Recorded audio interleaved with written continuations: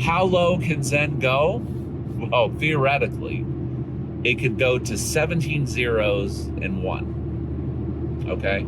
So the max lowness would be 18 decimal points. Now, we're talking 100x, 10,000x, 100,000, million x. Cryptoslo, cryptocurrency news and investing. More crypto gains. What's going on, guys?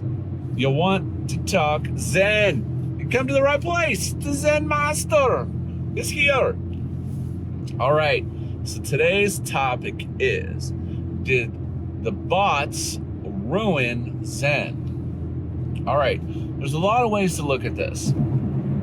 Now, first and foremost, it always costs something on ETH to do a transaction. Now, there's the whole thing was Zen exploited, blah, blah, blah. So-and-so got 100 million. 100 million, Max Exchange had billions. So, I mean, from that standpoint, 100 million, something about someone's Sybil attacks, spoofing validators, whatever.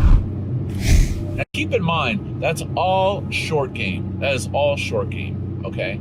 So you have to look at the bigger picture. Number one, do I think the bots ruin Zen? I think on the other chains, BSC, Polygon, and that, yeah, just because the price to transact is so small, you're going to have an absurd amount of coins for it to have any value. Okay, number one. So on those chains, like I said, the value, there is value. The value of participation, you're capturing the value of the gas fee as parallel value on the Zen network. Okay, so on ETH, that gas fee varies, and ultimately the bots are basically spending a lot of money to get a lot of coins. So the question is, will they sit on those coins for a rainy day? That's a great question. You know, the reality is in crypto, most people can't even hold a coin for a week. So again, I go back to the long-term play on this, and that is there's a lot of participation, which is value, and there's a lot of volume. So, you know, from that standpoint, I don't think the bots are actually expanding the market cap of Zen by mining so much and putting more coins in circulation. Okay?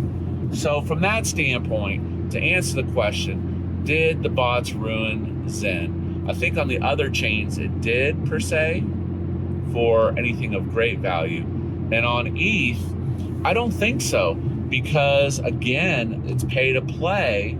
They're still paying money to mine the token, okay, period, because of that gas fee. Now, if they're slipping blocks in with a trick or whatever, you know, it's fine, but they're still paying a gas fee, all right? Now, miner exhaustion.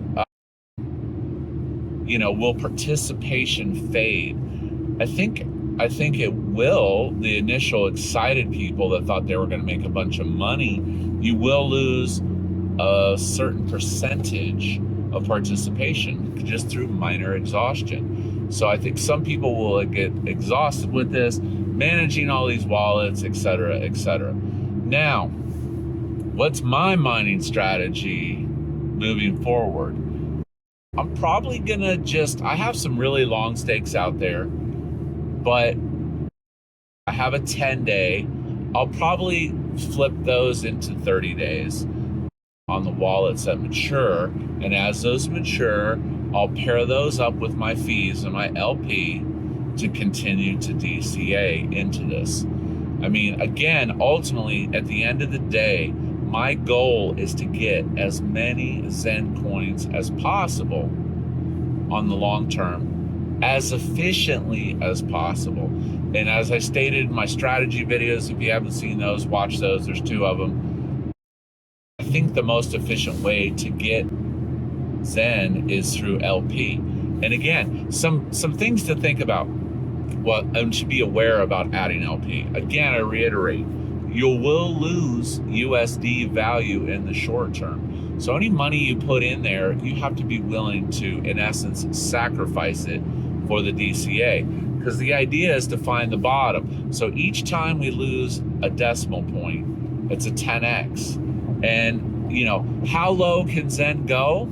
Well, theoretically, it could go to 17 zeros and 1. Okay?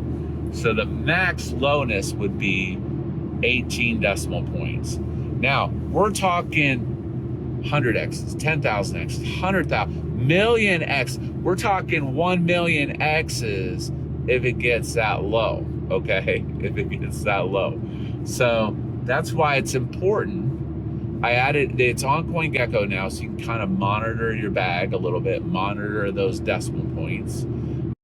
I'm staying in the highest volume pool, the V3 USDC pool. Now, if that would shift to ETH, I would change that, but I think the focus is on USDC because we're in this, you know, this kind of bear market right now. So people want to keep that.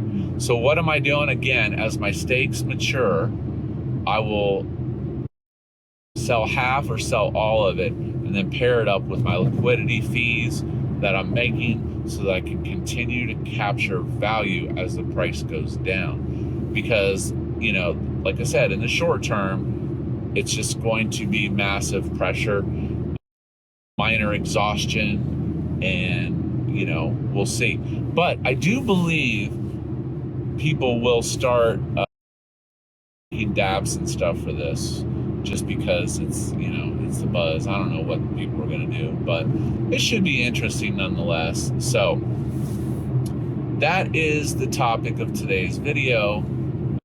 I just thought it kind of popped in my head, and I was like, this is probably a good thing. I really don't think, I think the bots are actually good for the network because they're perpetuating the supply times the price, which equals greater market cap at the end of the day. And, you know, just look at what happened with Sheep. You never know.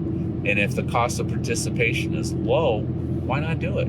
So, like, subscribe. Hope you enjoyed today's video.